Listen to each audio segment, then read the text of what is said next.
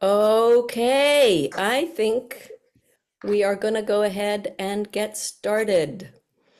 Um, Welcome to everybody. I think I recognize everybody's name, so it doesn't look like we have anybody new. If we have anybody new, if you would put your name and email in the chat, that would be lovely. Welcome to the last meeting of Necessary Trouble before the 2024 election. Mm, mm, Um, I had mm. said this before. I just want to say it again when a few more people are here. I want to ask collectively for a little bit of grace and mercy at this meeting. We have been a little short-staffed. PJ is, look at Patty Gregory. PJ is setting up for her poll working, so I am standing in for her. Karen Davenport was going to be managing the first half of the meeting, and she had to step in for the chair of the DeKalb Dems, who either broke or sprained her leg. And for those who weren't here when I said this, Pat had a knee replacement surgery, and so we are in midstream of fairly intense recovery. So we are doing the best we can. I want to also just sing the praises of Pam Wishay, who has been heroic in putting this meeting together. Gratitude to her for to the moon and beyond. Pam Wishay, you are my hero. So lots of gratitude. So we are gonna, let me start by sharing my screen. Here we go. And okay, here we go. Welcome to Necessary Trouble Meeting. If anybody wants to put anything in the chat, feel free, questions, comments, use it readily and freely. And there, by the way, are a group of our fantastic canvassers that we were talking about who have knocked so many doors. I wanted to say something about context. I usually say a little bit about what the context is in which this meeting is happening, what are the critical forces, and I'm going to keep it really simple today, and we're talking about two numbers. The first number is 23, and that is how many days between now and November 5th, which is an astonishing small number. And the second number is 48. And it is less than 48 hours until early voting begins. Early voting begins on Tuesday. So we are absolutely and definitely in the final home stretch of this election, which is undoubtedly the most important election of our lifetimes. So quite a momentous moment, and it is very good to be together. Let me keep going here and say a little bit about the agenda, given all that. One of the things that lots of you have certainly been hearing is what's been happening with the state election board and the kind of last minute voter suppressing rules that have been passed. And so who better than to talk to and about those, the implications of those, than State Representative Syra Draper. Pam Wishay will be introducing her, but I just want to, did my audio just get funny? Yeah, really weird. Wow. I'm just going to stop this share for a moment. Actually, you know what I'm going to do? I'm going to just hang in with me while I do the rest of the agenda, and I'll turn it over, and then I will mute myself.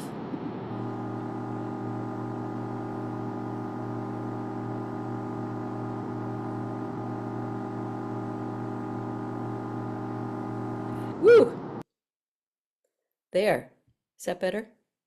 That was weird. Okay, who knows? It's probably MAGA at work, don't you think? So Anyway, let me just describe the last half of the meeting. First half of the meeting, we'll be hearing from our own beloved friend and representative, Syra Draper. Second half, we'll be talking about troubler work in this last stretch. And when we talk about troubler work in this last stretch, we're going to be talking about three different kinds. One, work underway we want to celebrate but not recruit for. Second, work people can do between now and election day.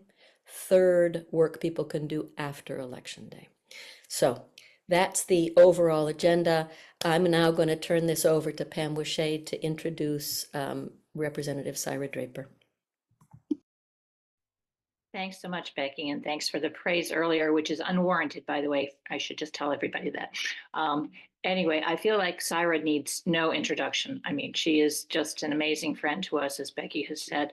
She's an attorney. She's a co-founder of a nonprofit organization, and she is currently the state representative for District 90 in the Georgia legislature and such there.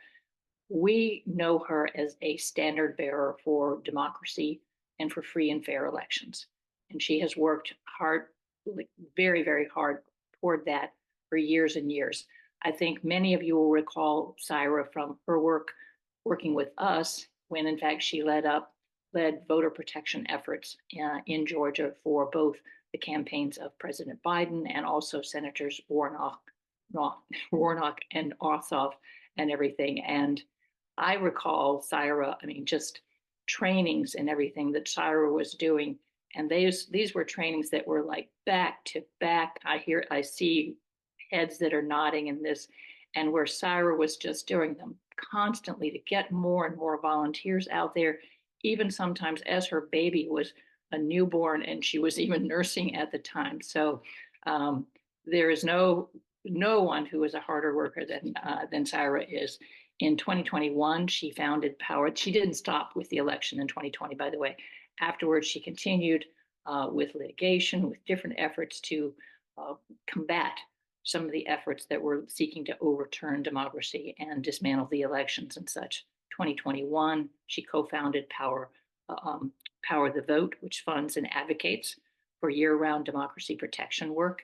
And then, of course, we know that in 2022, she was elected to the state legislature, and she is running for re-election this year. We wish her wonderful luck with all of that. We know that she will succeed, and we look forward to hearing from you. Thank you so much for being here, Syra. Thank you, Pam, so much for that really, really kind introduction. And, just to be, you all mean so much to me. I mean, in 2020, when we were in the trenches, I remember working with Becky and Pat, and at some point, I don't know what point it was because it all blurs together now, but at some point, I said, we need help with X, and y'all just delivered. I mean, just there was no, well, that's not what we want to do, or this is not how we want to do it. It was like, let's get it done, let's work together. And I just, in these moments, in these times in our nation's history, it is just good to have good friends. And I very much consider the necessary troublers good friends. So thank you for all the work that you have done and continue to do, since then. The baby is now 4 years old, so we must be upon another election. That's how I, base my elections now. And with respect to my race, I'm unopposed, so I'm feeling pretty good about my chances for re-election this year.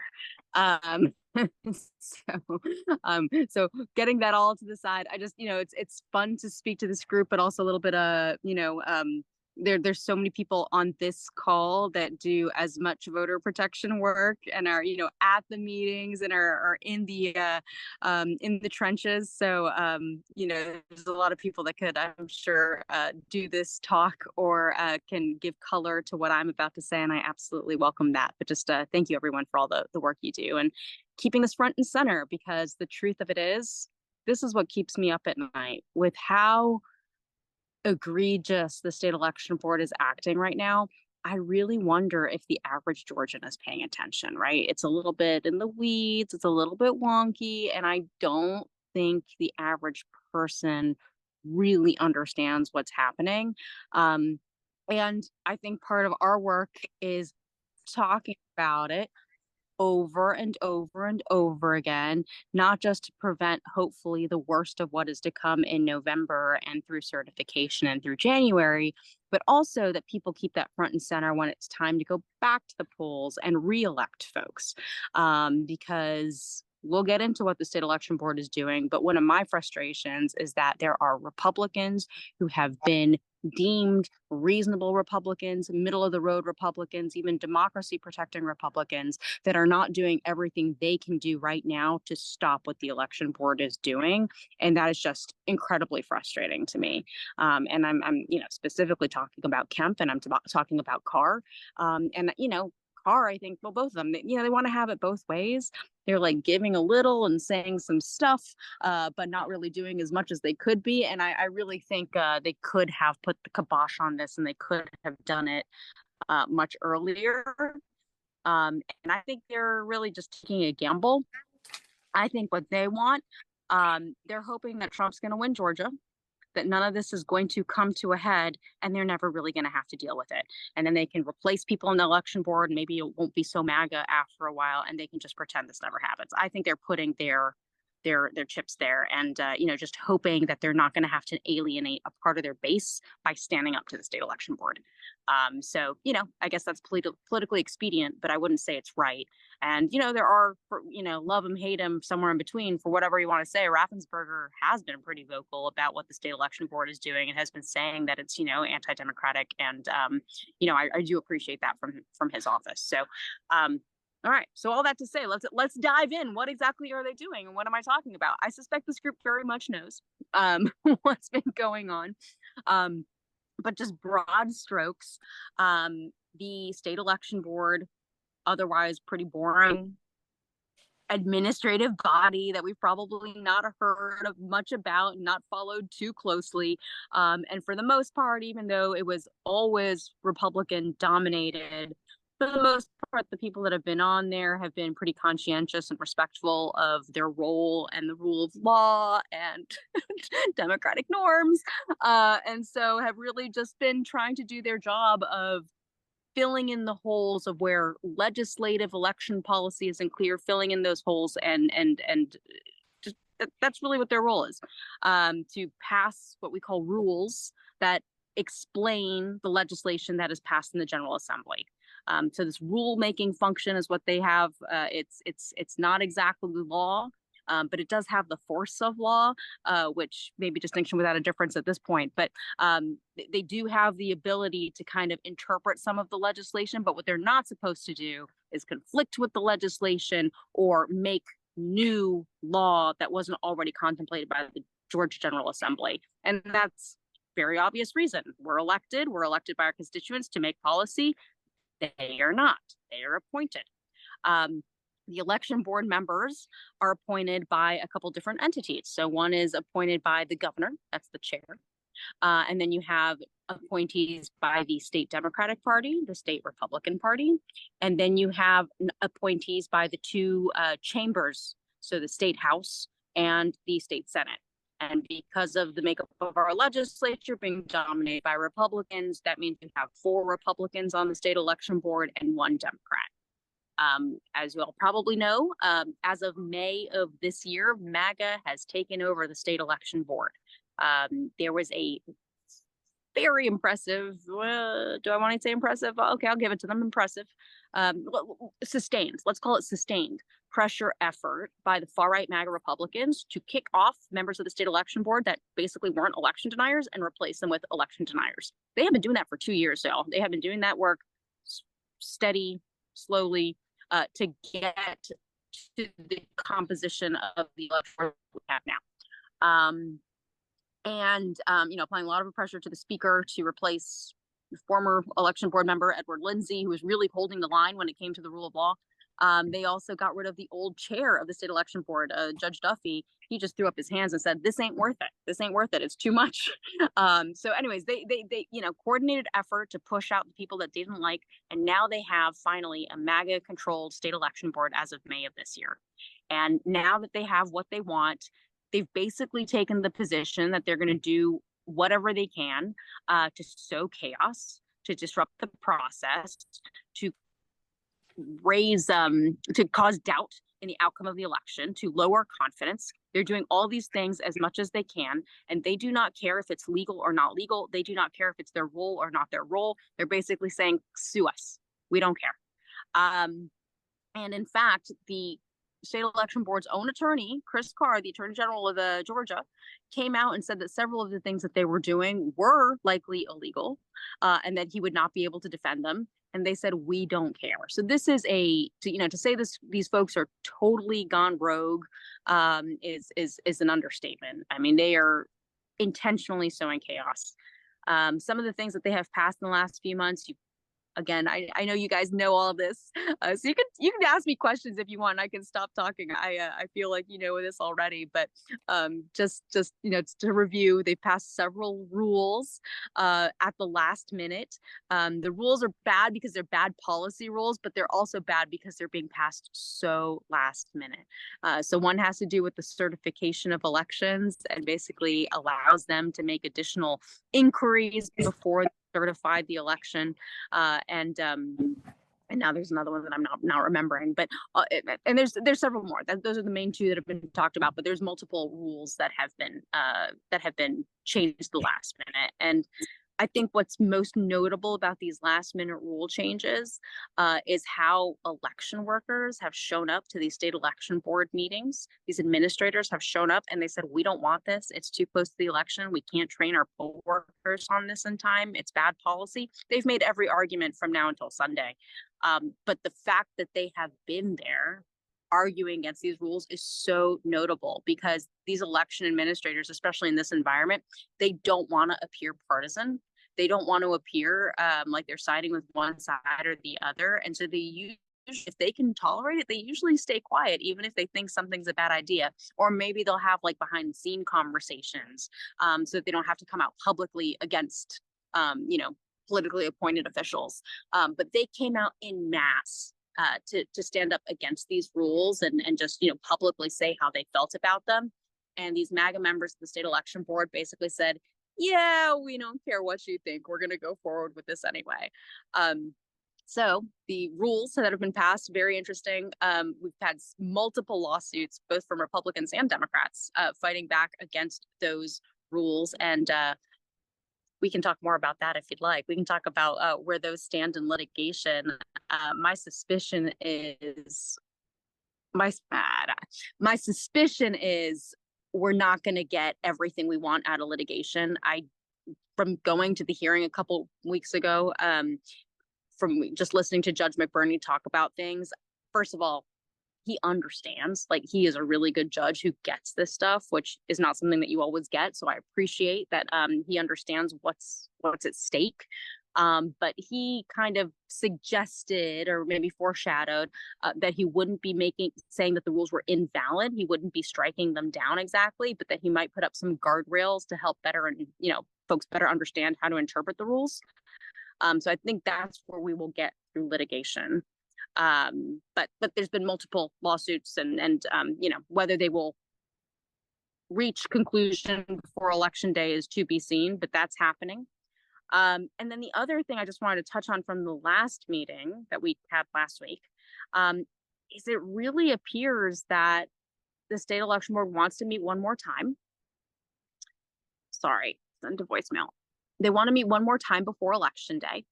And they want to, I wouldn't be surprised if they try to take over Fulton County. Like, that's what they've been suggesting in the last couple of meetings. They've been throwing hints that Fulton County needs to be takeover. You might remember from SB 202 that was passed in 2021, there was a state takeover provision or county election board provision, basically allows the state election board to take over county election boards. That has already been attempted with Fulton, and there was a almost year-long investigation of Fulton that revealed a lot of negligence on the part of Fulton back in 2020, but not fraud. I think I don't think it's legal, and in fact, they've received a written opinion from the Attorney General that that investigation is done, that they can't go back. But I think that's what they're going to push for in these next couple of weeks. So that's maybe not going to happen. Maybe it is, but I just want to put that on everybody's radar because it's quite dramatic. And if they are doing what I think they're doing, we have to be on high alert, and we have to be ready to push back. So I see there's a couple questions in the chats, and I'm just going to take a pause and see what they say. And if anybody wants to tell me which one to start with, I would be very happy to have this part of the conversation moderated. Well, starting with that, Syra, actually at the beginning of it, it's sort of the prospect of, could it happen that indeed these same rules that have been passed would then go to the legislature, and that the Republican-led legislature would enshrine them into law? What are the prospects of that? Let's see what the results of the election are. I mean, that's the truth, right? Yeah, exactly here. All right, in terms of how much is going on. And here's the constant question that everyone has had. I know that Sarah Tyndall Ghazal was here earlier as well. And everyone's like, what can we do to fight against what's happening at the state election board? People here, as you can imagine, have in fact been showing up at those meetings and doing commentary and such. But as you said, they don't seem to be listening to those. So. No, but I think it's really important that we don't let the narrative, be totally theirs, that we get to shape the narrative and push back on their version of facts. So yes, we have to continue showing up. We have to continue speaking up. We have to continue talking about these things, and just like make clear for folks that maybe don't follow this like we do, just like how egregious and how like not normal this behavior is, which, I feel like I'm constantly talking about this and my friends must all hate me now. I'm so boring. I only have one note. But you know what? I'm going to do that for the next 3 weeks, and I hope you all will join me too.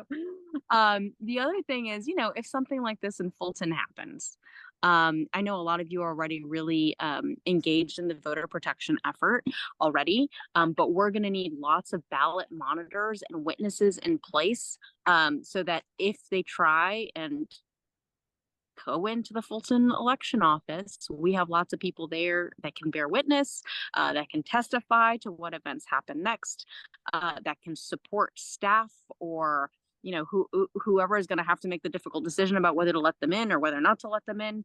We just need people there. We cannot have them there spinning their own narrative and saying this is what happened. Okay, very good. Along those same lines, one of the questions is, are there attorneys prepared to file an injunction immediately if the state election board votes to take over Fulton? Yes. Yes. Okay. Very good. And I saw another question in terms of, are all of these lawsuits and such going before Judge McBurney? And one of our members is saying, no, not necessarily. That Judge Scott has got a couple of them that are coming up, I think, even this week. Yep. So that's one thing. Will, in fact, the federal law that was passed after the January 7th about mandatory certification deadlines, will that provide some of the guardrails that you're talking about? It will provide some of the guardrails. The Electoral Count Reform Act does provide some security here. And, we also have, so this is what's going to happen. This is what's going to happen. I am of the mind, we have 159 counties in Georgia. 159 counties have to certify the election, arguably before the Secretary of State certifies statewide. That's a question. That is a question that we haven't, that we've never had to really go into before, because in the past, everybody has certified. So the question is that Remy? Is that Remy? Please go get him. He wants to. Sorry, my kid is screaming. Go get him, please. Go get him. Go get him. Please. Okay. Sorry, we're at the park if you can't tell. So I don't think every county is going to certify. I think some, well, look, especially if Harris wins, right? If Trump wins, I maybe the election will have gone perfectly and maybe everybody will certify. Although I still think there's a chance that some counties will not certify. But especially if Harris wins, I think we will have a number of counties that do not want to certify. And then what will happen is you have the courts something called a writ of mandamus will have to be filed in court, which is basically an action that would force a government official to do the thing that they're supposed to do. And that can be filed either by the attorney general, who could bring that, or it could be filed in the county where this is happening by a stakeholder. So like a candidate, a county party, a voter. And so that's a big question for me, because I would like to see Chris Carr take the position that if any county tries not to certify, that he's going to be there as the attorney general with the power of the state, forcing them, asking for that writ of mandamus. I haven't seen him say anything like that. I have heard the Secretary of State's office say that they're going to push that issue, but at the end of the day, they don't have the power to file that lawsuit. It's the Attorney General's office, from what I understand, that can bring that lawsuit. So it's a little bit of a disconnect between what the Secretary of State is saying and what the Attorney General hasn't committed to yet. But someone will file that writ of mandamus, whether it's the Attorney General or somebody locally. And then we have to depend on our court system to do the right thing, and to force these guys to certify. Now, let's take it one more step. What if the courts fail us and the counties don't certify? Will the state Secretary of State still be able to certify, and will they be able to meet their certification deadline? My understanding is that they will move ahead. At that point, they will have the data that they need, the election data, to move forward with certification at the state level, even if our courts fail us, even if our county election boards fail us and don't certify. Now, if the state goes ahead and certifies without having all 159 counties certify, will that be challenged in court? Probably. I think the Georgia legislature, the law is, it's not super clear on whether all 159 counties certifying is a prerequisite to the state certifying. I think that's an open question that's going to be challenged in court. So I don't know if this is, makes everybody feel better or worse. But that's kind of the steps that I think are going to happen over the next few weeks in between certification. But we do know that the Secretary of State intends to move forward with certification, even if the counties don't. That is reassuring. And but this is undoubtedly a very, very complex and a moving target. One of the questions is, can DeKalb County residents volunteer for those ballot monitoring roles in Fulton County? Do you have to be a resident of the county in question? I don't think that you do. I think you can go to Fulton County, even if you're a DeKalb County resident. And our voter protection team can double check that for you, but I'm almost certain that anybody can do it. I'm pretty sure as well, just having signed up already to be a ballot monitor, and they will say, would you be available to go to neighboring counties or beyond your, further beyond your own county? So I think that that's true. I think that restriction is only with poll working. It's not with poll watching or ballot monitoring. Right, exactly here. And by the way, Tara, I see that you're asking in terms of how does somebody sign up for that. In the latter part of this program and everything, we will be giving the links for things like ballot monitoring as well as ballot curing, et cetera, in the voter protection area. There's a question here saying, is the hand counting rule still in place that came through the SEB? Yeah, the hand counting rule is still in place. So all of those rules passed by this state election board are still in place as of right now. Now the hand counting rule is just as to ballots cast on election day. So I'll say this now, and I know you all know this, but I'll say it anyway, because this is another thing I'm going to be saying perpetually until election day. The number one thing that we can do to take the burden off of our election administrators, and the number one thing that we can do to help Kamala Harris win, and Democrats all the way up and down the ballot, is vote early and in person. That those rules for ballot counting don't apply to early votes cast. If we can, it is literally the lowest effort, highest impact that anybody can do to help with this election. It is going to get crazy as we get closer to election day. And just remember, all of that craziness and chaos has an outsized impact on Democrats because we are the ones who live in population dense areas. Those Republicans that live in most of our counties are going to walk in and out of the, their precincts on election day and have no problem because they just have less population density and they're spread out across the entire state, whereas we are located in a few counties. Yeah. Okay, good. That's incredibly good information and good advice here. There's a question in terms of, didn't Judge McBurney rule that certification must take place by the deadline? So he hasn't ruled anything yet. We're still waiting on his ruling. Now, one of the things that he did to kind of level set before he started his hearing last week is he asked all the parties, what was their view on, whether certification was mandatory or not, because that's been one of the discussion points. Is certification something that these counties election boards must do, or is it something that's in their discretion to say yes or no to? And I don't want anybody to get too comfortable with what everybody said at that hearing, because everybody said on both sides of the V, all the Democratic groups and all the Republican groups both said yes, certification is mandatory. But they came back there were two hearings back to back.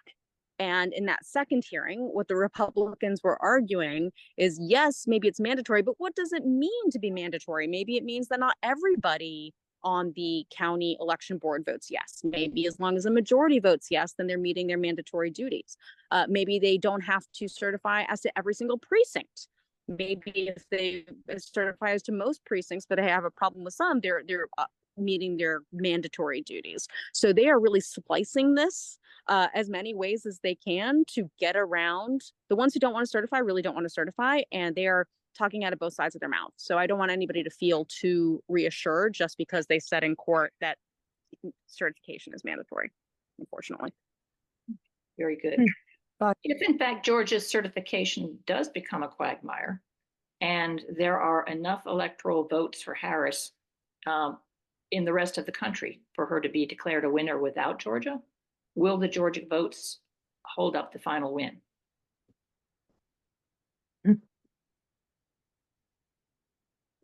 I don't know.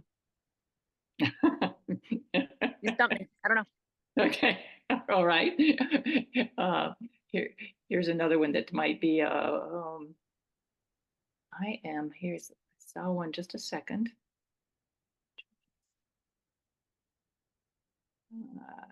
Okay. In the past, the DPG has had a specific monitoring task for lawyers. Do you know if there will be request again this year for attorneys? So I think that's within the ballot monitoring and poll watching that we're talking about. I think they, everyone can do it, but they particularly they like to know whether you're an attorney. In which case they might put you in some like hot precincts or something. So that's the same signups that we're already using, and if anybody needs those, I'm happy to provide them. Right, and indeed we will be touching on that later on as well, just so that we know who are attorneys amongst our group, because it does ask you every time you sign up. There's a volunteer thing that says, "Are you an attorney?" So, and we love our attorneys, but we've had many excellent volunteers who are not attorneys. So please don't let that turn you off. If you don't have to be, but if in fact there are special tasks that call for those particular skills here, it's nice to have a pool anyway. But and here, just coming back to the SEB, are there ways to specifically to support Sarah Tendall Gonzalez, because she is she is doing yeoman's work. She sure is. Yeah.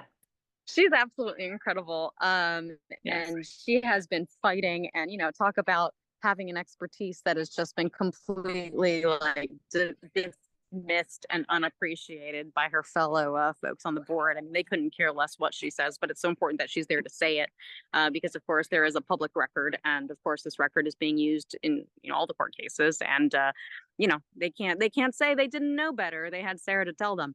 But anyways, as far as supporting her, I'm sure she loves, well, I don't know what she loves, that maybe better addressed to her. And I know she's a friend of yours as well, but I'm sure she would love hearing from folks by email or whatever, just, acknowledging what she's doing and telling her to keep up the good work, because man, it's rough.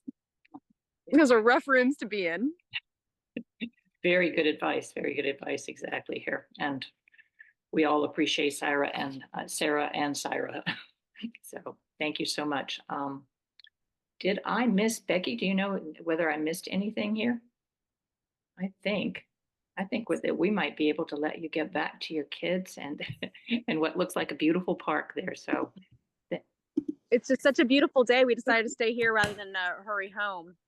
no,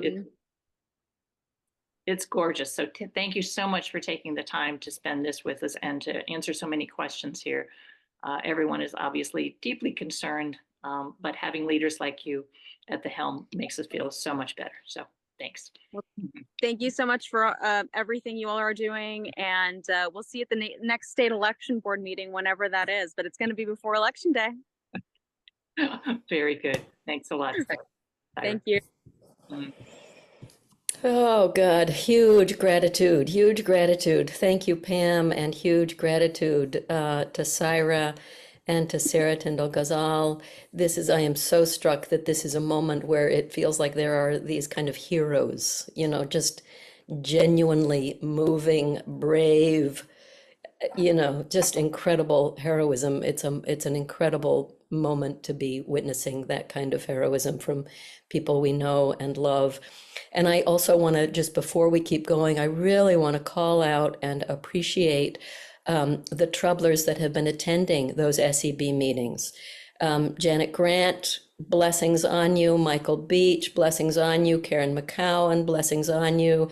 I don't think Betsy is here. Pam Woodley's not here, but and anybody I'm missing who has also been going down and making comments and being in the room. And if there is just persistent and relentless, and when Syra talks about pushback, that's what it looks like.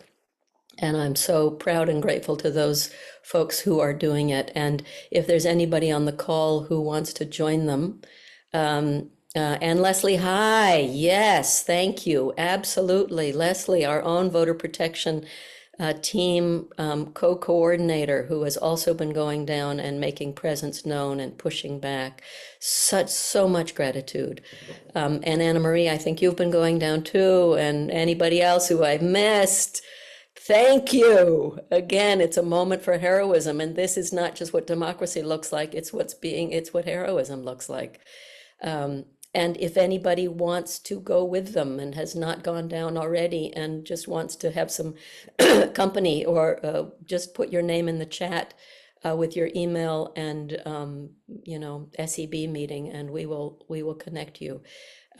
It's impossible to overstate the importance of that work and the critical nature of Georgia is ground zero for all of this. So we're going to keep going here, and this is actually a good transition, because we're going to go. I know that when I hear this, I hear, my heart starts beating faster, and I want to know what I can do. And so we're going to go into the section of what can we do, and as I said before, we're going to talk about this in 3 ways. Let me share. Let me get back to PowerPoint here.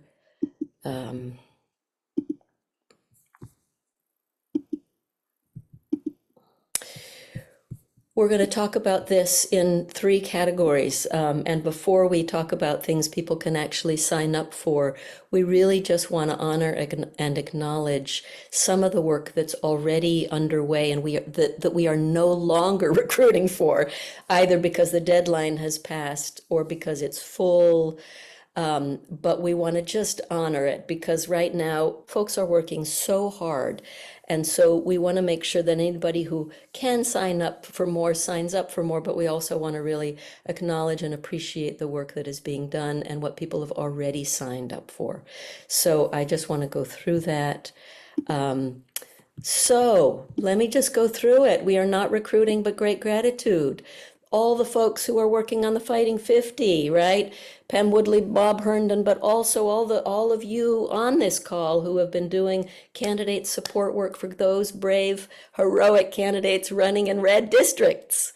Thank you for that good work.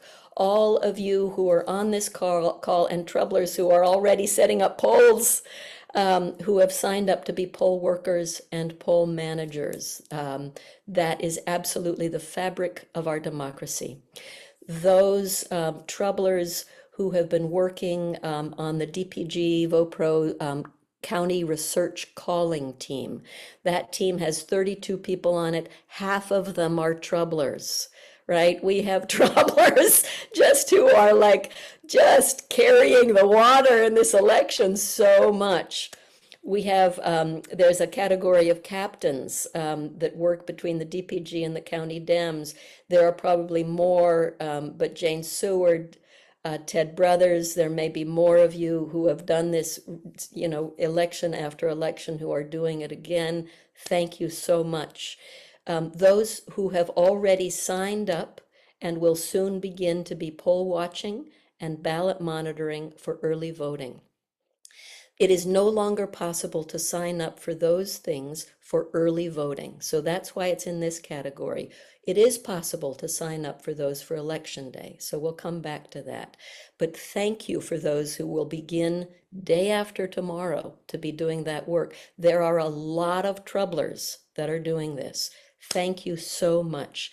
Those of you who are already working on and signed up to work on the voter protection hotline, we have boatloads of troublers who are working on the voter protection hotline. They are only still recruiting hotline workers who have a lot of computer expertise or are bilingual. Other than that, that job is full and kind of coming back again to those attending the SEB meetings. So can we just, lots of thanks to all the people who have signed up for all of that, who have done it, who are just, again, really holding together the fabric of democracy. The first thing we're going to talk about in terms of what people can do is something that is very time.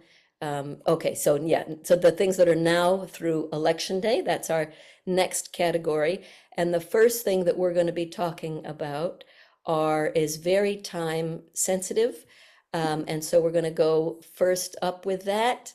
And Aquaria Richardson Smith, who is brave enough to be living in Forsyth County, may all blessings rain upon her, doing God's work in terms of the Democratic Party in Forsyth, is going to tell us a little bit about Trump coming to Forsyth and how Forsyth County needs our support. Aquaria. Thank you so much, Becky. As she mentioned before, I feel like I'm always on this call begging, but you know, it's necessary, troublers. We're in this fight. And as she mentioned, you know, by no surprise are we hearing that former President Trump is coming to Georgia. But you know, what possibly is a surprise is that he is coming on the first day of early voting, and yet to Forsyth County in my backyard. And so many may have already heard, but you know, he's coming. And what's interesting is that, you know, now the focus is about none other than women. So he's having a female focused town hall meeting that is being facilitated by Fox News, the Faulkner Focus Show. And what is being labeled as the Trust Women Rally, that is going to be attended by a carefully selected group of women who we know may not challenge the lies or his policies. So the call to action is yes, I need you, we need you to help show Trump that the women in Georgia, especially in Forsyth County, see through the lies and that we do have something to say. So we would love for you to come out. Yes, we're just right up Georgia, 400, just right, just a tad bit above Alpharetta, to help us protest, sign, wave, and rally to show Trump that he does not have the suburban women's support that he desperately needs now. Messaging will be focused on the Harris Waltz campaign, reproductive rights, and the women freedom. There will be plenty of events happening during this time. We're going to take it to the polls where it matters most. I will place a mobilized link for you to sign up, but also so that you can get up to the minute as well as last minute details about what is happening. Yes, it is Tuesday, the first day of early voting. So for those that have made that plan to early vote, please go out and do that. And then for those who have time, I urge you to come and join me and my fellow Forsyth Dems because we need you. Remember, we must do everything we can for this presidential election. Forsyth County Dems need you. I need you. And I just want to thank you all so much for allowing me to make this call to action. The town hall meeting is set for 5:30 p.m. And so we're looking to start around 3. But again, once you sign up for the mobilized link, you would get all the details up to the minute. So I'm going to place it in the chat. And I look forward to my fellow troublers coming to join me arm in arm as we face Trump on Tuesday. Thank you so very much.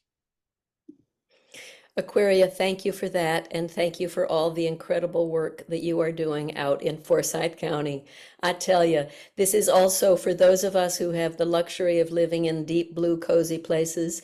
This is a real opportunity to provide kind of solidarity and support for folks like Aquaria who are out there working in those red areas, and it ain't easy. And so, yeah, the more folks who are available on that late Tuesday afternoon and early evening to go out there, it would be a wonderful way to show some appreciation and love. Thank you, Aquaria. And come on, focusing on women. Yeah, just give me a break there. Just give me a break. So yeah, it would be good. It's a good moment to show up. Okay, we're going to keep going. Now, other things to do now through Election Day. Let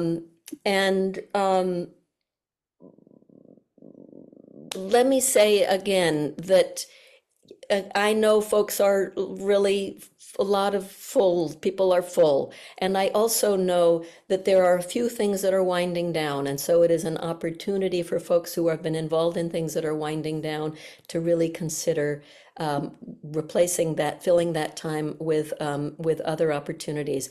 And to that end, we would love to hear from our own team lead in postcarding and postcarding maven, Kate King, about the postcarding era. Would you talk to us for a minute? I will. I mean, I will be brief because the experts are going to tell us all the great things that we can do. Yeah, postcarding is over. If you have any postcards left, write them, mail them. We're basically out of time now for postcards. One thing that I have been promoting to the postcarders is there is some direct mail processing that can be done for the Democratic Party at the printers, which saves the party an enormous amount of money. So if you're on my postcard email list, you've been hearing me talk about this over and over again. If you are, there's an opportunity tomorrow morning. It was originally going to be at 9, it's now at 10. If you don't know what I'm talking about, but you're interested, like, oh, direct mail, put your name in the chat and I will add you to the postcard list, which has become the direct mail list. And other than that, I think, let's move on to all the specifics that people are going to talk about, because there's nothing to say about postcarding until, wait till next year. Okay. Thank you, Kate. And actually, maybe before we close out postcarding altogether, great gratitude for all the incredible postcarding that has happened. Kate, do you have any ballpark of how many postcards have flown through you? I was trying to come up with a number, and certainly thousands. It's hard partly because we did postcards for Susie and Jasmine, of course. We did so many for the Fighting 50. We did them for Gareth. I think for Susie and Jasmine, we did about 7,000 total. It's incredible. And beyond that, I don't know. I was not keeping track of those numbers. So absolutely. And just a shout out to Margaret in particular, who single-handedly has organized Canterbury and has done 1,000 just with those folks. Karen McCowan, it looks like you have your hand raised. Do you want to say something? Yes. If you're putting your name in the chat to volunteer for something, you don't have to direct message me. Please just put it in the public chat and be sure and include your full name. A lot of times people's screen name is something I can't recognize, and I need your email. So beautiful. Yes, rant over. No, lots of appreciation. Karen does these incredible notes from the chat, and so anything we can do to help her, that would be great. Okay, so alternatives for folks or additional options. Lou Boos, would you talk about sign placing for Susie Greenberg? Certainly, thank you, Becky. We're on a big push right now. Actually, Susie, I think, came around a little bit late in appreciating signs when her competition, the Republican who is the the current representative, we lost by only a few hundred votes. So this is a very close race up there. So Susie printed up a number of signs, and we have started by going back to people who in 2022 had taken signs and put them out in her district, HD 53. And then also people who have done that in previous ones. So they had quite a list. We have about 100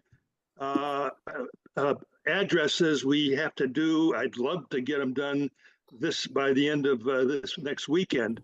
But I've been working with a very good runner that's been my sign partner, Pam Joy. I give her a lot of credit. She was hopped in and out of the car and got these signs up and into the places. We also do what I call targets of opportunity, and that is good locations on a corner, a convenience store that agrees to let us put signs up.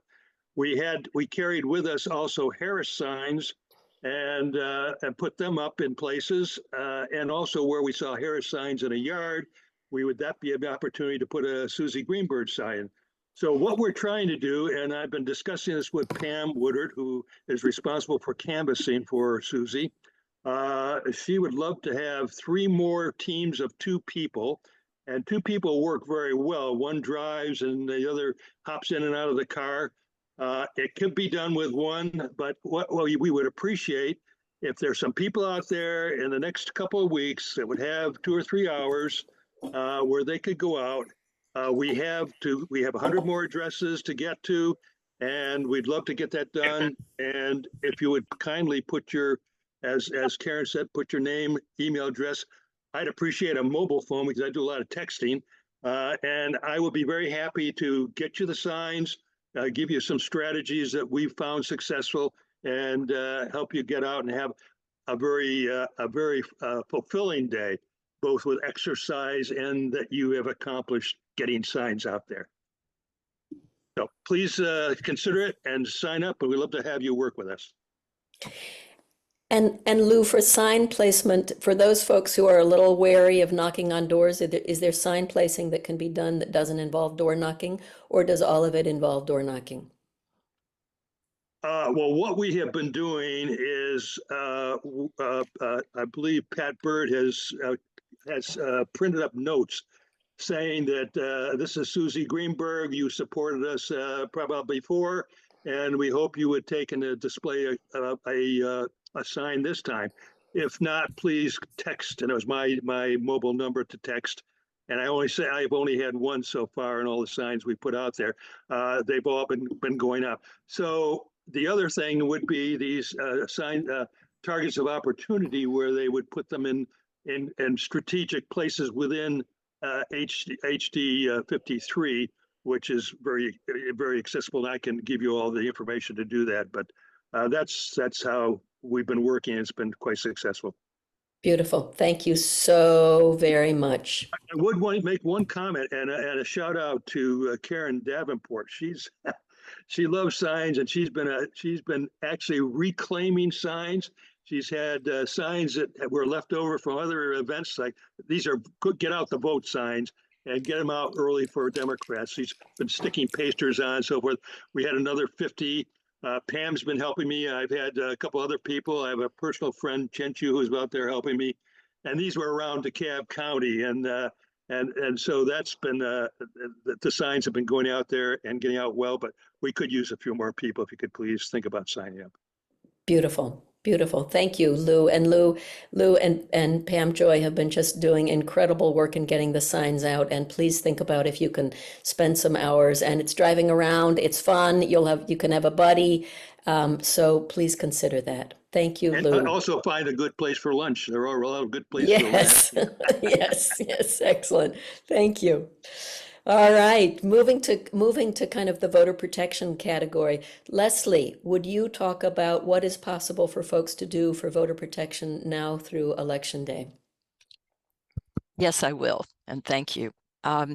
First off, everyone, I want to thank all of you troublers who have been in touch with us, who are on our mailing list. If you can imagine, we have more than 80 folks on the mailing list. We hear from people all the time. We have no idea how they hear about us, but it's got to be because you're telling all your friends. So thank you, and we're glad to add more folks if you know of anybody who is interested in the remaining voter protection work. I also want to give a huge shout out to Pam Wishay, who is the co-leading this with me. She has just been unbelievable. And I'm going to call on her probably as I'm going through this, if she hears me make a mistake, because this information is a bit fluid these days. In fact, we just got an update within the hour before the meeting started. So here goes. First off, poll watching for early voting, just to reiterate, that is now closed. So anything I say coming up has to do with work on the election day. But before I jump to that, let me also say that if you have already completed your training and you're on the list to be a poll watcher, you should have received or will be receiving an email from voter protection about your credentialing and the like. So Karen, if you have that email address, folks, if you don't get that email, Karen, bless her soul, she got this all at the last minute from me, is going to post that email in the chat. You can connect with DPG voter protection about your credentials. So that's those of you who have already signed up for poll watching and early voting. Now, moving on to poll watching for Election Day, we have two things to tell you about. First, you can join a phone bank if you want to help DPG with a final push to get poll watchers for Election Day. And Karen has a link for that also. Again, this is for helping recruit poll watchers. There are two sessions this week, and that'll be the end of it. I think it's Monday and Wednesday. If you use the link that Karen's going to put in the chat, you can help with that. As far as signing up for poll watching on Election Day, you'll be required to do two trainings. So the first training is called Poll Watching 101.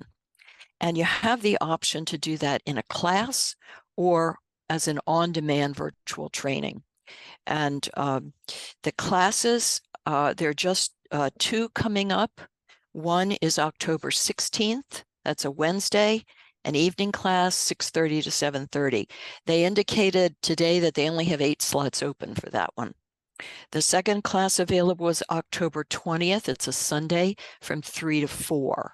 So if you want to do an in-class to train for poll watching on Election Day, those are the two classes. But there is also a link if you're comfortable doing the on-demand virtual training. And Karen has a link she'll put in the chat for that. So those are the two ways that you can sign up for the initial training for poll watching. That's called Poll Watching 101. In order to qualify to be a poll watcher, you have to do a second training as well, and that's called LBJ. And those of you doing poll monitoring, you'll also be doing LBJ training. So that is the software that the DPG uses for all of us in the field to connect with them if we notice a problem or to report on what we've observed. And Karen, I think I gave you, I hope, an LBJ on-demand training. But volunteers, please be aware. Maybe I haven't. If I've not, I can follow up with that. But please be aware, if you're volunteering, you have to do poll watching 101 first before you can follow up with the LBJ training. So that is what we have for poll watching for Election Day.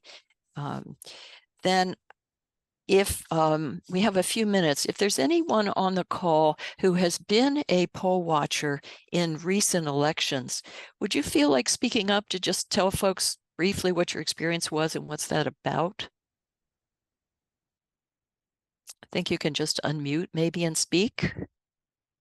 I did it in the spring, but that was so different from what it's going to be like in the fall. It's probably not even worth discussing because it was very quiet and calm and boring in March and again in May. But I don't think it's going to be like that in November. So, what were you watching for?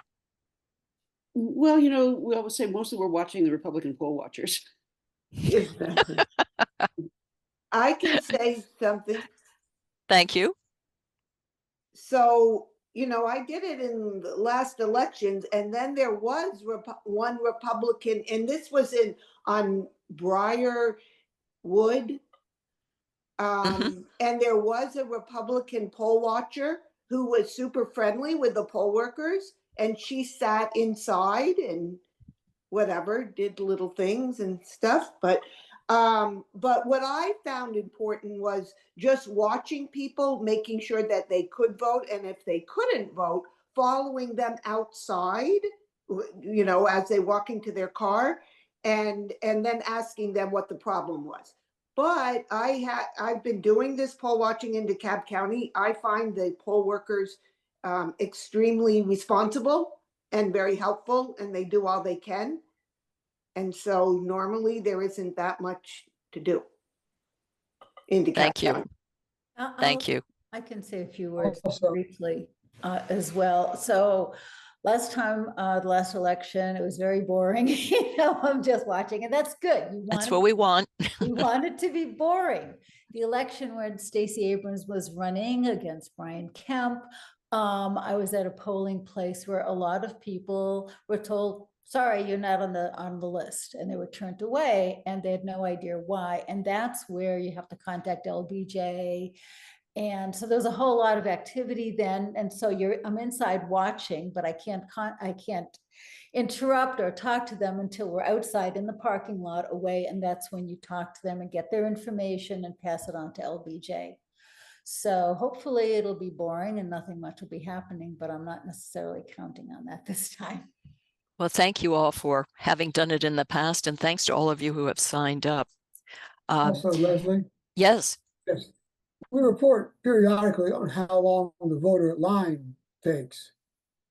And we report that in to the people. Also, we had a incident here in DeKalb County where a news team was trying to enter a polling location. We reported that, and they went ahead and left before my phone call with LBJ was completed. And so that was deemed a minor infraction. Little things do go on. Thank you all. So hopefully that gives you a little bit of a picture of the variety of what poll watching can be about. Can I say one more thing? Sure, quickly, if you don't mind. I beat the story with the press people coming up. I think it was in 2020. We had this young, very nice Russian journalist come in, and she wanted to come in and observe everything. So we were just, you know, besides ourselves thinking, oh yeah, right. They're going to let a Russian journalist in and observe. So that was it. And she left. Thank you. A victory for all of our poll watchers.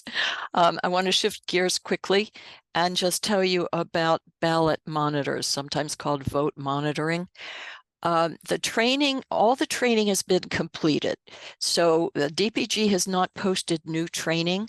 That may mean that they have already enough poll monitors for not just early voting, but for election day and after. We're not sure about that. So we will continue to provide information as it comes into us. If you are still interested in being a ballot monitor and you haven't done the training yet, you can put your name in the chat, but I would suggest that you be sure to fill out the voter protection volunteer form from the Democratic Party so that they also know of your interest. And I think maybe Karen may have that link. If not, you can email me and I'll get it to you. So that is what we have for voter protection for the moment. We'll come back later in the program with some more. Thank Stay you, tuned. Leslie. Thank you, Leslie, and thank you for all those folks willing to share. And I want to just really also give a huge shout out to Leslie High and Pam Wishay for heading up the Troubler voter for heading up the whoops, sorry about that. The Troubler voter protection team. They have just been amazing. And as Leslie said, they have 80 folks on their team, and managing what's happening in terms of the change of information and the links and the training, and doing it with grace and calmness and competence. Once again, it feels like this is a time that this is what heroism looks like. And so great gratitude to those folks willing to take leadership. And I also know that lots of that can be a little bit confusing. So if any of it is confusing, and you also are wanting to sign up for one of those positions, just put your name in the chat with whatever it is, whether it's poll watching or ballot monitoring, with your name and email address, and one of them will get back to you. And the one thing that I would add, Becky, is just a shout out to DPG and the coordinated campaign, because they have done, those of you who have done this work previously know that the training this year, there are glitches, but they are handling so much. And anyone who is still waiting, I mean, for their badges, for their credentials, for information of where they have to pick things up and such, just know that that information is going to be coming here. They're working on it this weekend. Beautiful. And again, what we are all hoping for is a really boring election. That would be like this most incredible outcome. And the poll watching are really absolutely the eyes and ears of the DPG in every precinct. So please consider it for those of you who have some time on election day especially. Let me keep going here. We're still going through things we can do, things that are available between now and election day. Canvassing, we are still canvassing. Tara, would you talk about canvassing and also about sign waving? Yes, of course. So, hi, everybody. I've seen a lot of our wonderful canvassers here. We've had probably, I would say, over 50 people from Necessary Trouble who have canvassed. And as of today, we have hit 3,474 doors. And we have people who are going out tomorrow who are going to push it over 3,500. So I think that's really quite amazing at this stage. We're going to have every weekend now at least one canvas, and those will be for Susie, for Jasmine, and in both cases, we're also canvassing for Kamala. And so that's been, I think, extremely successful. We have large ones, which are about 24 people, and we usually launch those with the candidates, either somewhere near Susie's district or somewhere in Jasmine's district. And then we're having smaller groups who go out, maybe only 2 people, like Karen and Michael went today, or 10 people like we had yesterday go out. So there's lots of opportunities. We have a Susie canvas, a big one, on the 19th. So that's next Saturday. We have a big one for Jasmine on October 26th. And then we have another big one for Jasmine on November 3rd. But as I said, if you're interested in those, Karen is taking care of the Sign Up Genius. And most people have already signed up, but please feel free to sign up. And Karen's putting the link in the chat for that. But for smaller things, or if you want to go out with a buddy on your own, you should be in touch with Pam.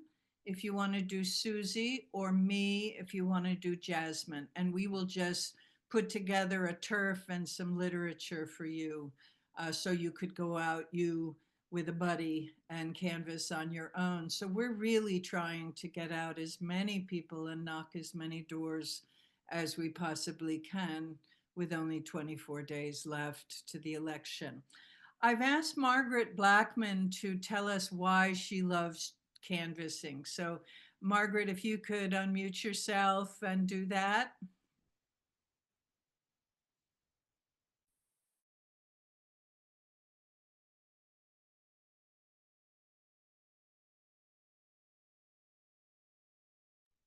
Margaret Blackman. Yes, thank you. I apologize. It took me a bit to put myself unmuted.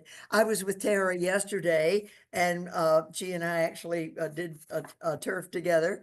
And I have to say, I like it for several reasons. Number one, you get to speak to the people at their doors.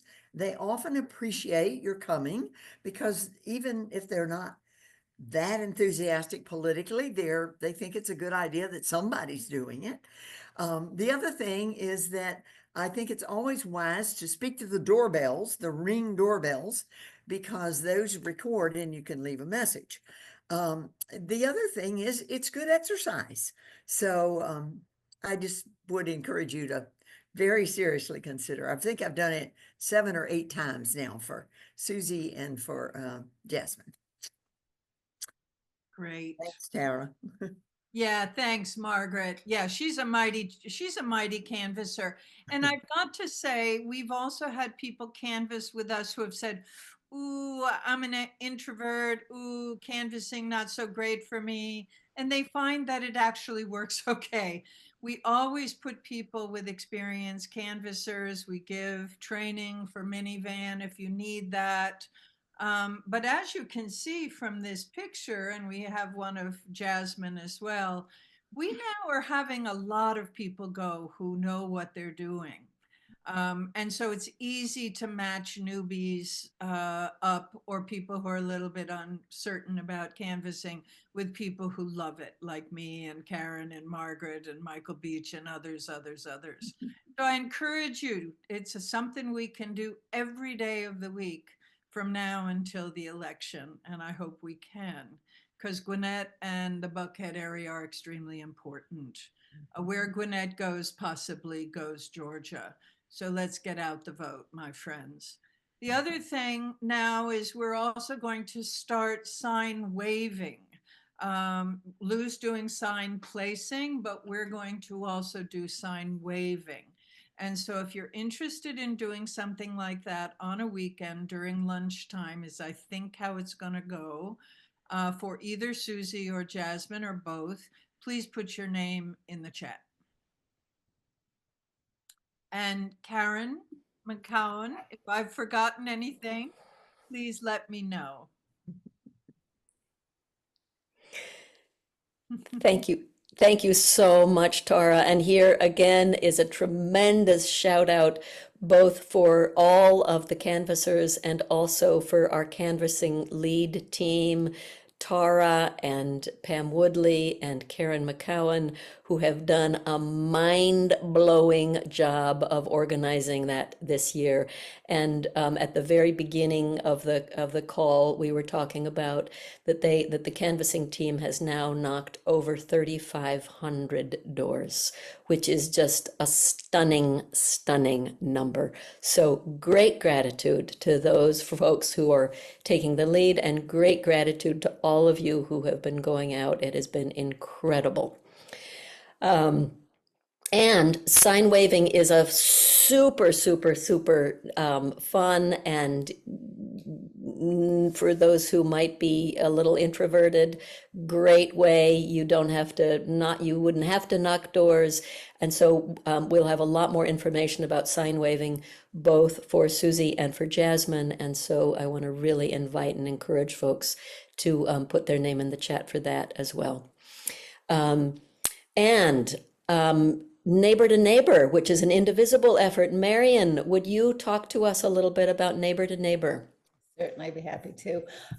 So Neighbor to Neighbor is a it's a national program. And what you do is you sign up and they give you 10 names of your neighbors. And these are all Democrats or leaning Democrats. So you're not knocking on hostile doors. And you know what you're supposed to do is talk to them about, see if they have any questions about the election, you know, if they're interested, encourage them to volunteer if they seem really interested. I've encouraged people to check their my voter page to make sure that they're still registered. So that's the theory behind how it works. And I actually signed up for 2 rounds. So I did 20 neighbors. I live in a very deep blue area of Decatur. And what I found is that I was knocking on the doors of people who didn't need to hear from me.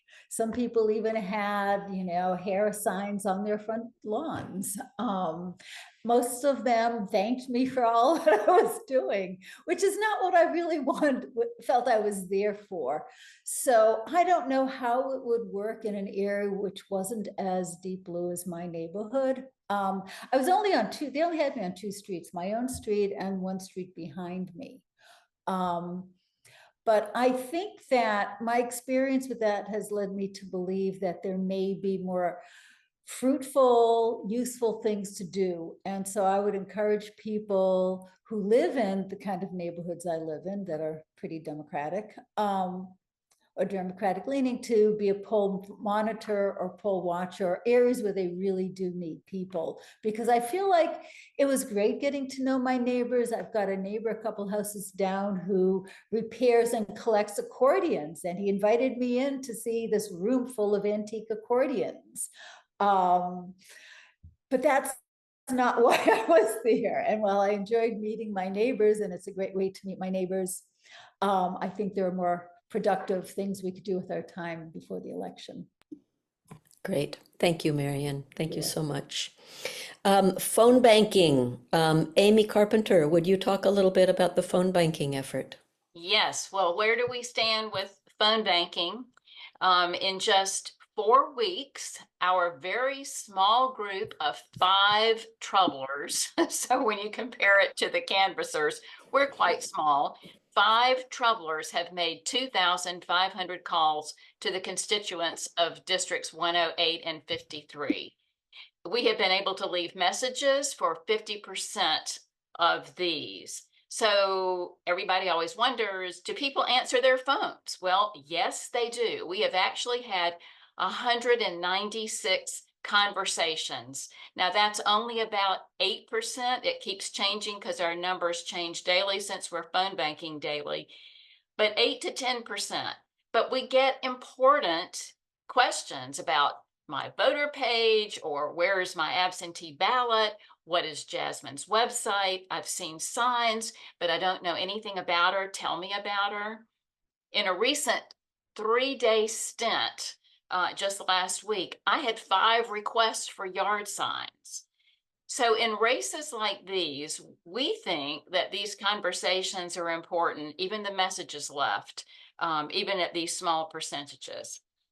So what should we do now? What should you do now? We propose a challenge. Since Susie's campaign has only been phone banking for 2 weeks, we feel like we need to even our troubler impact.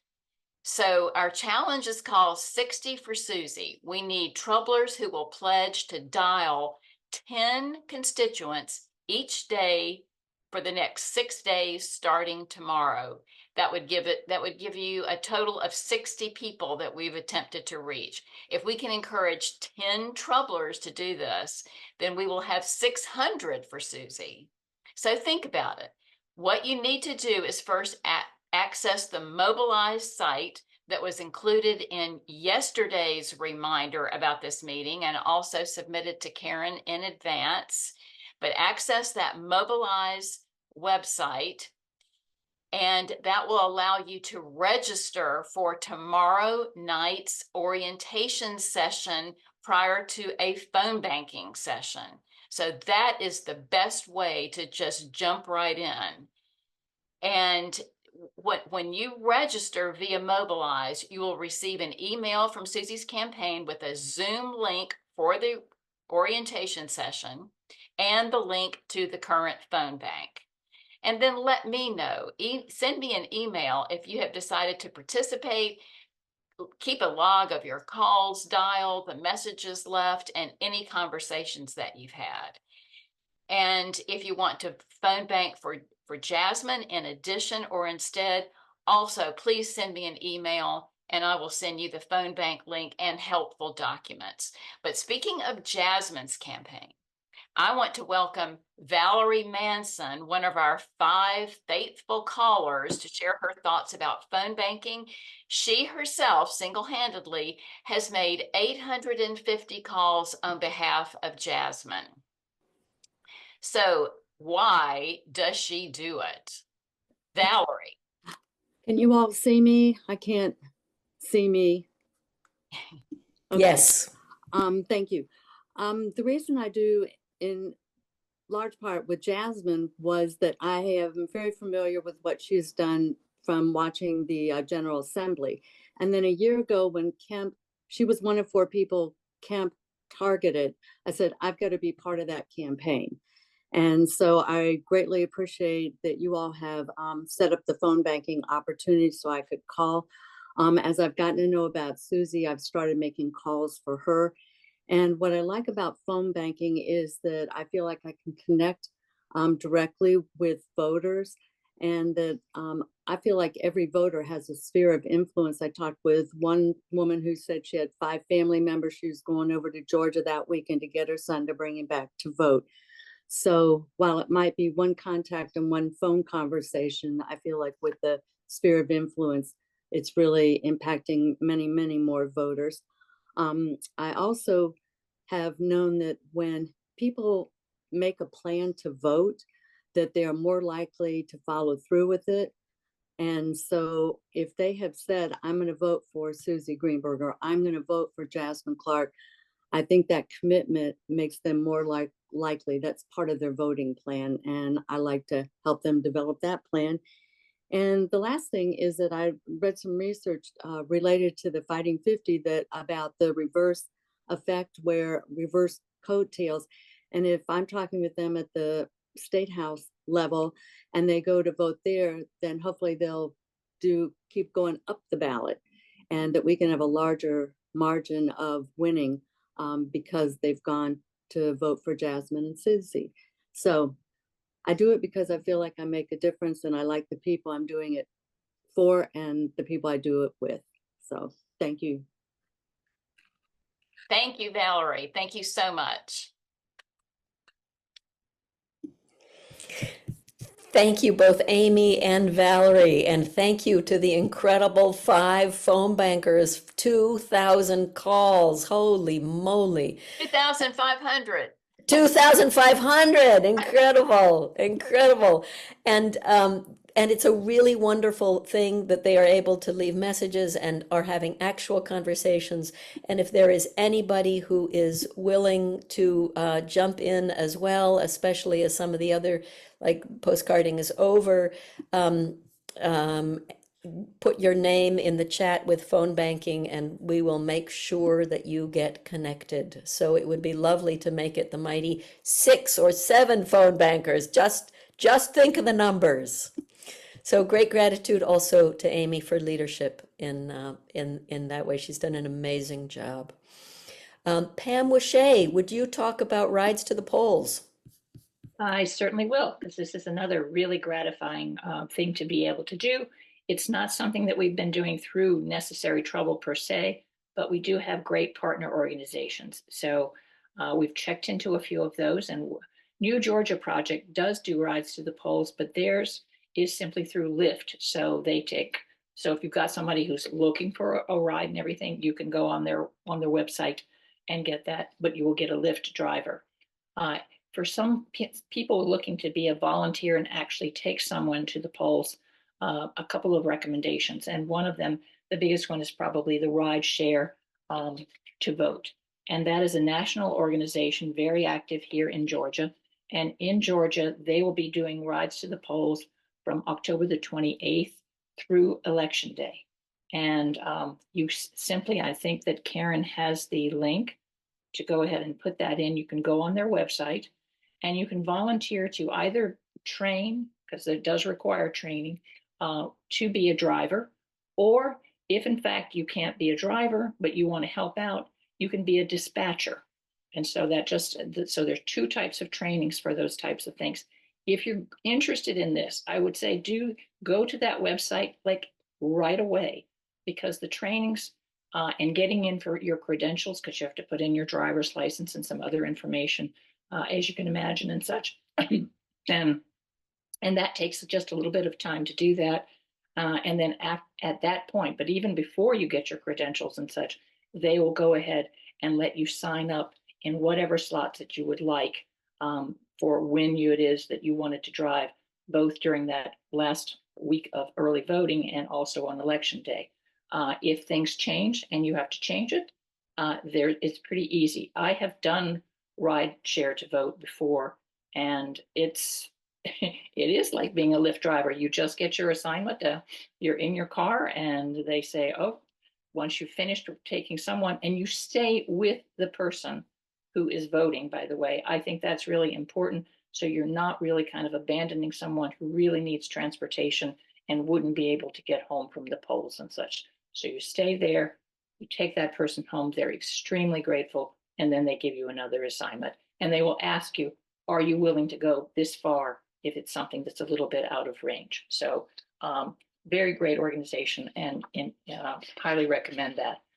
And Leslie High has just finished up working on the training right now. So she's a great resource for that.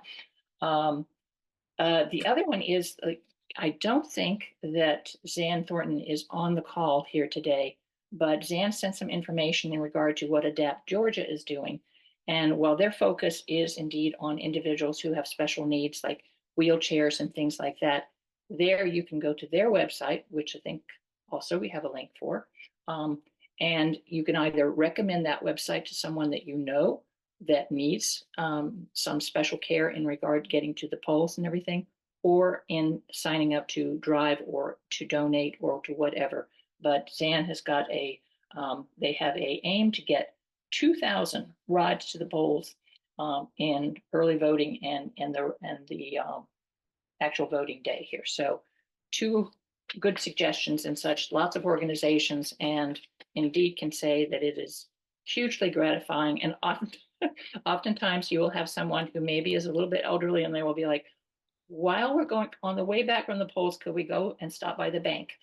And and every now and then you will do that, because it's just a sweet thing to do, and then you drop them off. And anyway, so that's about it, I think. Anything that I missed, Leslie? Thank you, Pam. Okay, well, that's Beautiful. it. Yep. Beautiful, beautiful, beautiful. Two more opportunities for now through Election Day. Nicoletta, will you talk a little bit about volunteering for the Decatur Coordinating Campaign Office? Thank you, Becky. Yeah, I've been volunteering for the Decatur office. They now have one in South DeKalb, but I really don't have much information about that office. There are two main positions to volunteer for. One is the front desk or hospitality leader, where you greet the volunteers that come in and you try to help them find a fit for their interest and skills. They can also come in to ask for a sign, for cards, or for information about where early voting is taking place. So when they come in and they want to volunteer, you help them fill out a sign-in sheet and what they would be interested in to do. Those sign-in sheets then go to the people who volunteer for data entry. That's what I've been doing until now, which is entering all those volunteers into a system which is still mobilized. And it's a system that is very easy to use.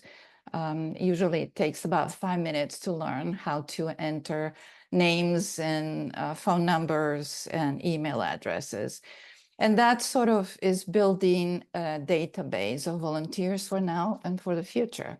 And we also have to enter if they have volunteered, if they have completed a training, etc. If you would like to do the data entry though, you need your own computer, your own laptop.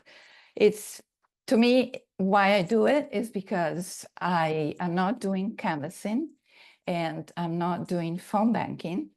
And this is a way to help, and it's fun because you are meeting new people all the time. And I also would like to ask you to help because like I'm seeing some shifts for next weekend that are completely empty. So the coordinated campaign really needs people. I will put in the chat a link for you to sign up. Is the Sign Up Genius. And also if you would like to find other activities, mobilize.us is a great resource because you can choose an activity, you sign up for it, for the shift that you like, and then you keep getting emails for every week, which we don't have much left actually, for new activities that you might want to volunteer for. So thanks.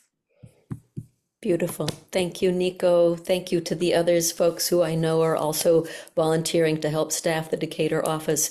My impression is that it's fun, right? And that you can drop right into a little bit of community around that Decatur office, and they will put you to work, and it's a huge help to fill out the staffing of that office. So I'm really going to encourage folks to there it is. There's the Sign Up Genius link in the chat.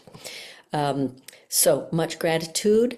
And the last way to help from now through Election Day, Paula Anderson, would you please talk about Remind Three Friends effort and what that is, and the DPG sign waving. And I'm going to stop sharing my screen, so if you want to share any of yours, you are welcome to.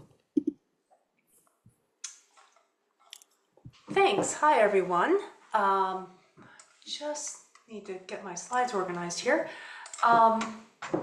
So let's see. So I can share this with you.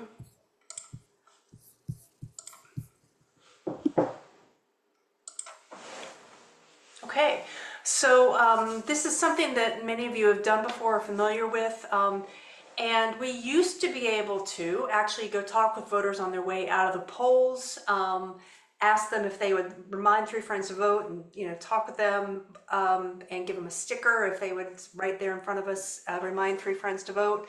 But since SB 202, we now have to be 150 feet away from the polling location. So we are not able to have as many of those conversations with voters as they leave the polls. It's turned into more of a sign waving activity, but that still helps. And we, strategically position at more obviously democratic locations. We do have signups for all 20 early voting locations. Throughout early voting, we will also have some locations on Election Day, and the shifts run concurrent with the hours. So what we have is for each of those early voting locations, we have a host who has where you would go to pick up signs. We have some of the t-shirts that you can see here, and we've got a couple ponchos and then or some stickers if we run out of t-shirts that say Remind Three Friends. So what we have, and there's just a brief, I'll click through a couple of slides, just a brief training that's a slide deck basically, just reminders about where to be, from the distance. And, the reason is that these texts or calls or emails coming from somebody that, that's a trusted source, that's a family member, that's a friend, is going to be more effective than a conversation with a stranger. And if, as we know, this election is going to be incredibly tight. So it will come down to every person that we can use to multiply our, our voice, our range, our touches, then the better we will do. So just want to, again, try to multiply that. I've got some information here. We're not really electioneering because this is a nonpartisan activity, but written into the law is that, you're just basically, no one's allowed to talk with voters within 25 feet of, within 150 feet of the building, or 25 feet when they're in line. So as I said, it's turned into more of a sign waving activity. You can always talk with voters if they approach you. I have had some great conversations with people in the parking lot. We're not promoting any particular candidates, but we can help. If someone approaches you, you're welcome to recommend them to the voter protection hotline, or help them find their correct polling place with I Will Vote. That's kind of the highlights of it. And I will put the link in the chat where you can sign up. As I said, there's 20 early voting locations, and can really use people here doing this. We'll also have signs that just say vote here today. So if there's a couple people that sign up for things, that person with the vote here today can be more closer to the entrance towards the road, just kind of waving people down. So, turnout's going to be key. And the more we can do to just remind people and let them know, oh, it's right here, just, come on in, then the better we can do with this. So I'll also put my contact information. Yes, you can talk with voters if they are outside the 150-foot perimeter. Absolutely, you can. Yes, you can. And again, we're not campaigning for any, particular candidates. We happen to have blue T-shirts. Maybe we happen to have blue signs. Happen to be going to some more Democratic locations, but it's we're there just can be a resource for sure to help people out. So I'll put the link to where you can sign up. It has all 20 of the locations there. You can find the one closest to you. This will also show up in your Mobilize feed from DeKalb Dems. It'll show the closest ones to you. Sign up with a friend, and that way one person's got to remind 3 friends to vote. The other person's got to, vote here today sign that you can wave. And, we really appreciate you all helping out with this. Very nice. Paula, thank you so much for being the lead and organizing that for the DeKalb Dems. And Pam Wishay is actually kind of noting that it's actually a whole lot of fun because people are pretty excited and feel good after they have finished voting.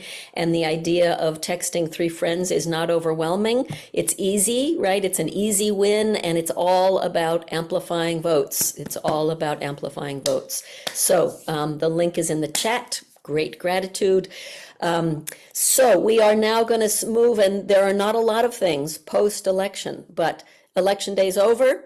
We are really, really, really encouraging everybody to think about what they can do from now through election day, and also to consider signing up for doing something after election day. So let me go back to my screen share, and we're going to just do a little short bit about what happens after election day. We're going to bring back Leslie. Hi, Leslie, would you come back and talk to us about what happens after election day and what folks can do to help protect the election? So yes, I'm back. Repeating, first off, what I told you is that for the moment, we do not know of additional vote monitoring opportunities, but if you're on our email list and if something comes in, we will let you know. So please put your name in the chat. If you're not already on the team, just let us know what your interest is. We have some late breaking news that came in on ballot curing, and thanks to Pam, who has diligently been trying to get this information for us. There are 2 possibilities for those of you interested in ballot curing. Now, first off, if you're not familiar with the term, invariably there are problems with some of the mail-in ballots, and this is a way of giving voters an opportunity to make sure they fix the problems with help and their vote will count. So the first possibility that DPG has is by phone. So that is, and I'm sorry, I'm looking down because I'm going to be reading this. It's helping voters fix issues with rejected vote by mail ballots. If that's your thing, there is training every Monday at 4:30 or Wednesdays at 6 o'clock. And that is, again, for the phone assistance, following up with voters. So, oh, bless you, Karen. She has the link in the chat for that. Let me see if there's anything on that. You're going to need your own computer, your phone. They'll show you how to use the Slack workspace. So there are a few technical things around that, but I know that's a very gratifying effort that people have done in the past. The second vote cure, ballot cure opportunity is in person. And the need for that is going to come up at the end of the election process, a few days after the election. And right now, they are not actually scheduling training, but you can indicate your interest, let them know so that if they have a need, you can follow the link in the chat that Karen posted and let DPG know if that's something you're interested in case they need your help. That link will take you to an online form that you fill in. So that is ballot curing. The last thing I wanted to mention is vote review panels, and that is done on a county by county basis. Again, DPG has not indicated that they need help with that, but you can put your name in the chat, and if they ask us for anyone, or if we have a list of people, we'll just send it through to them and say, look, if the opportunity comes up, here are people that are ready to help. So I think that's it. Anyone can always fill out the voter protection volunteer form that gives you space to say what you're interested in. And I guess there's a chance they would follow up with you if you filled that out. I think that's it for me. I want to thank the folks who are on hold to possibly speak, but in the interest of time, I think we won't do that. So, Pam, if there's anything else that I've forgotten, chime in. Otherwise, I think that's it. Leslie or Pam, would one of you just describe what ballot curing in person actually means or looks like? I have not done it, but I know you go around to voters and show them what needs to be done, sign documents and things like that. So you help them, once again, make sure that their vote is registered. And these are probably people that filed a provisional ballot. You know, they have to provide documentation to the voter office that they didn't have at the time. Is anyone else has done this? I've done ballot curing in person and such, and it's basically there are people that they haven't been able to reach by telephone, so you try to reach people by phone first, but then for those that for whatever reason were not reachable, you go to their door, and they're extremely grateful that you came and you talk to them, and you just run them through the same processes as you would if it was by phone, but you get the documentation right then and there, and you put it and you upload it in your phone and such, so that they're all right, that you know before you even leave that the home that everything is counted. So it's making sure that those who have filled out provisional ballots actually do what's necessary afterwards to make sure that the ballot counts, right? Right, exactly. Excellent. They had provisional ballots for whatever reason, lack of right identification or whatnot. And yes, their vote will not count unless in fact it's cured. So it really is an important thing. And I think the sense that I got was that if you're willing to go in person, that's going to be something that will be a high need for the DPG. It's a cure for mail-in ballots too, right? Can tape things on people's door with the information. So if they're not home and you can't have that conversation, you would leave the instruction sheet like taped to their door. Good point, Paula. Yeah, exactly. It's not a trip in vain. And just to remind people, with the elections being as close as they are, that effort was actually very significant. So it is not a small effort at all. Yep. Becky, I think that's it from us, unless Pam. Can you say just a word also similarly about what it means to be on a vote review panel? I'm really not as familiar as I should be. So Pam, do you have Anybody that? know? Paula has, I think I've it's that. done it many We've heard of times. Paula, yes. I've not I done can, it. oh, yeah, I've All done the it. things. I was actually getting ready to drop in the chat. And I was going to put in the chat the contact that we have with the DeKalb Dems with the DeKalb County Board of or not the Board of Great. Elections, but the voter registration office. So I'll put that in there. And there's a Google form that you can fill out to be on it. There's a lot of options for shifts. I will say that a lot of those shifts don't actually happen. It's a very dynamic process as far as when they have enough to kind of, and I'll describe a little bit more about what the work is, but when they have enough to do it, they'll convene the people, and if you're on call, kind of on call for that schedule, then you'll come in and you might be there for an hour, you might be there for 2 hours. So I'll drop that information in there. And what Elizabeth Burns, our DeKalb Dems election liaison, says, this job requires a lot of flexibility because the election office makes changes at the last minute. So Elizabeth will text you changes as she learns them. Many shifts will be canceled as needed. Shifts after election night are available and have a lot of work because the military and overseas ballots come in through the Friday, and all those require duplication in order to be scanned. So vote review panel is if someone's done an absentee ballot and it's kind of a little bit illegible, the scanner can't read it, it kind of gets kicked into a certain pile, and they take one Democrat, one Republican, and one independent, typically an employee of the election office, and you are all looking at that ballot scanned up onto a screen together to decide what that person's intention was. So you're deciding so that that ballot, that vote can count, but it's that process.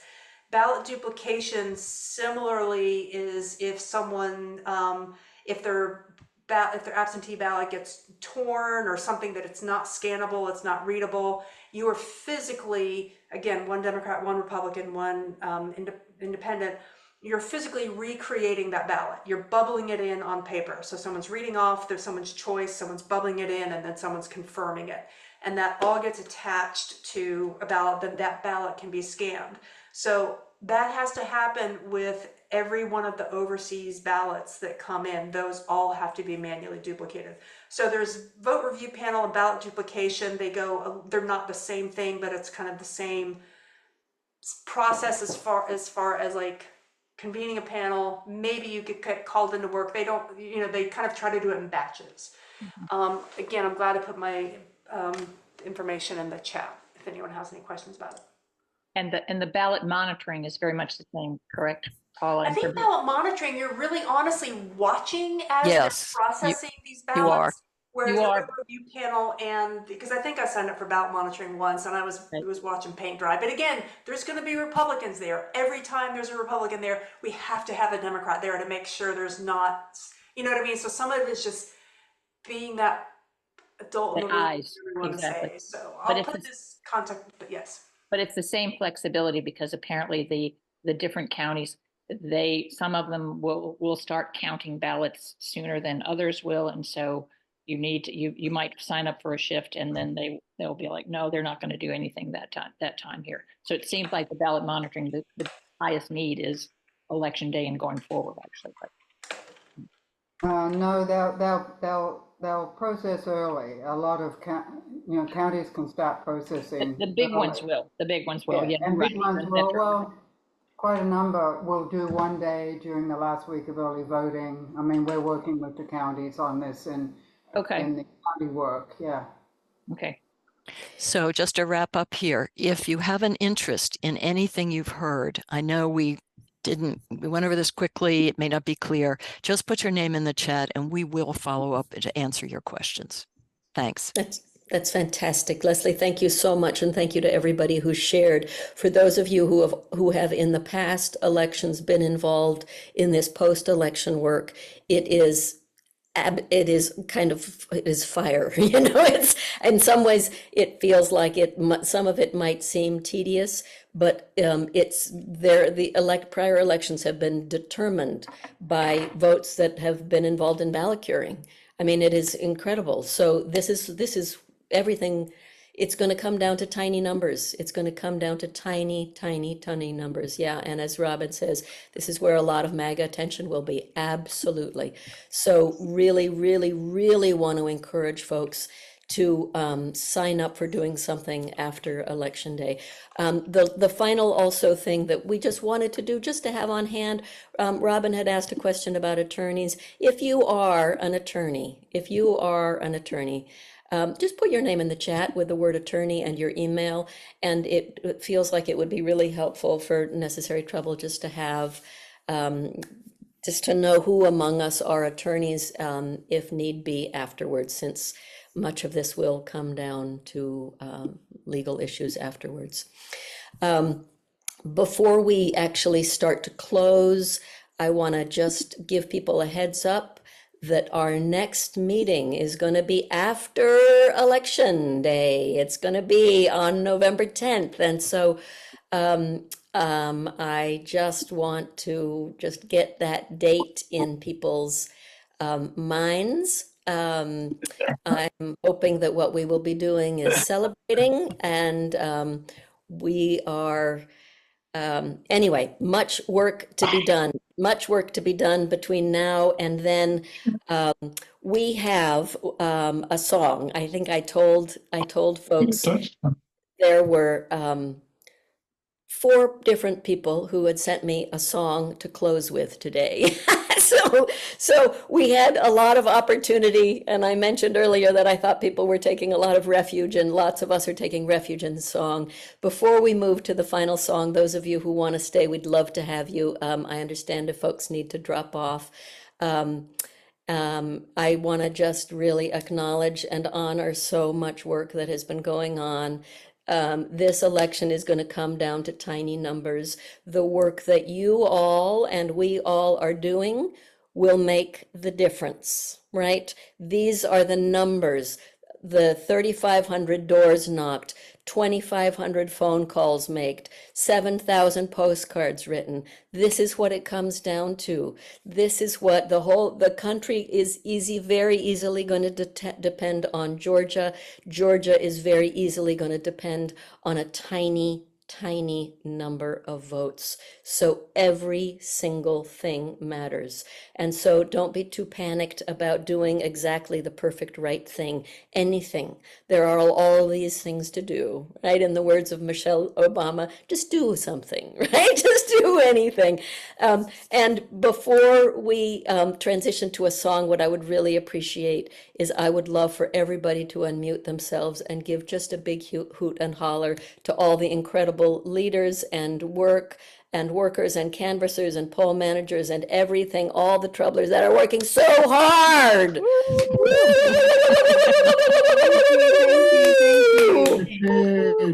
And so I am going to play a song. This is coming to you from Beth Levine. And this is a different version of a song that you all have heard and is a good song to end on. So I hope I can get the sound going. Here we go.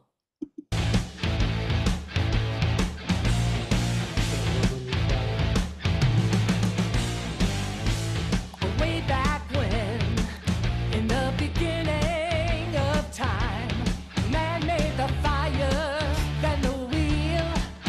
From a horse to an automobile, he said the world is mine. He took the oceans and the sky. He said the borders, built the walls. He won't stop till he owns it all. And here we are, standing on the brink of disaster.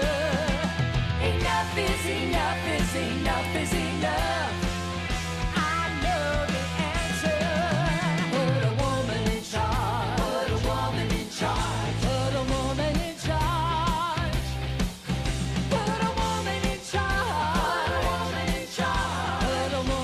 charge.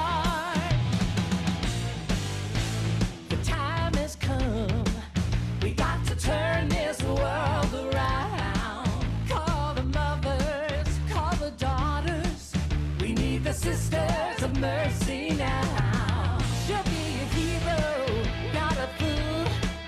She got the power to change the rules. She got that thing a lot of men don't have. She is strong and she understands. Yes, she does. Here we are, standing on the brink of disaster. Enough is enough is enough is enough. I know the answer. Put a woman in charge. Put a woman in charge. Put a woman in charge. Put a woman in charge. Put a woman in charge. Hallelujah, hallelujah. Gonna be fantastic when the girls take over.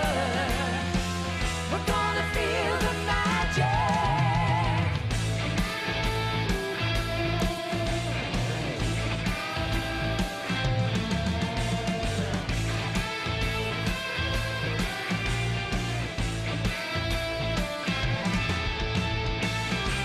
So come on, sisters, do what we were born to do. Raise the vibration, let your heart and soul come through.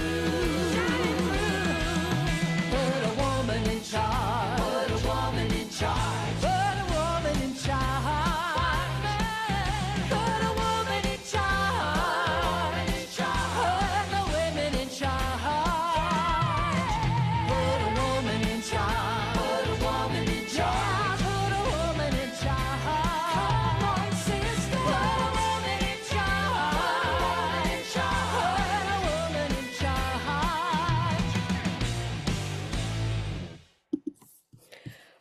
Okay, let's bring this thing home. Let's bring this thing all the way home. Thank you to everybody who is helping to bring it on home and elect all of them. So here's to a really incredible month, and we'll see you in November. And here's to celebrating in November. Lots of gratitude, lots of love, lots of gratitude, lots of love, lots of gratitude. Thanks to Becky and Pat. Back at ya. Back at ya. Becky and Pat, thank you for your leadership. Becky and Pat. Back at ya, Beth. Feel well, Pat. This will be very healing for Pat. Hey,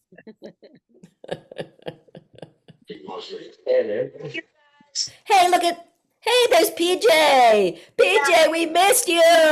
Yeah, we just finished setting up the polling place. And Oh, man.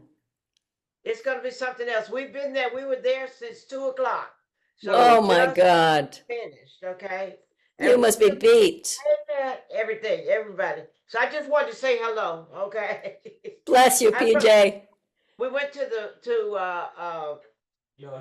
North Georgia for a pre-birthday celebration last week, and I got her apples, Fuji apples, so I brought them to her.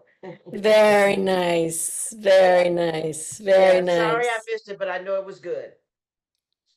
Well, it was full, PJ. We got it under 6 o'clock in your spirit. Right.